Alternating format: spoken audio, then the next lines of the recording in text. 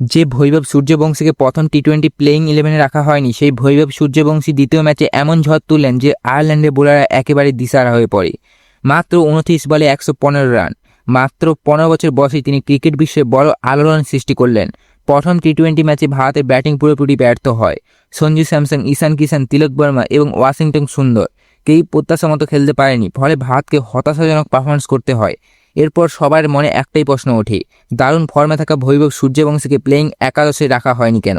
ভারতের জন্য কি বড় ভুল ছিল? দ্বিতীয় টি-20তে সুযোগ পেয়ে বৈভব সূর্যবংশী ব্যাট হাতে জবাব দেন। প্রথম বল থেকে তিনি আক্রমণ ব্যাটিং করতে থাকেন। আয়ারল্যান্ডের বোলারদের উপর একের পর এক আঘাত আনতে থাকেন।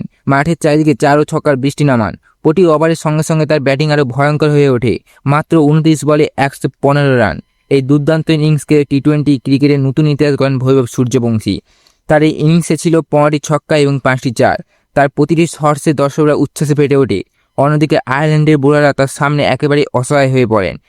এই ইনিংসের অনেকেই তার তুলনা করেছেন এবি ডিভিলিয়ার্স এবং যুবরাজ সিংয়ের মতো কিংবদন্তি ব্যাটারের সঙ্গে। অনেক ক্রিকেট প্রেমীর বিশ্বাস, প্রথম টি-20তে যদি ভৈরব সুযোগ পেতেন তাহলে একাই আয়ারল্যান্ডের বোলিং আক্রমণকে তঞ্চনঞ্চ করে দিতেন।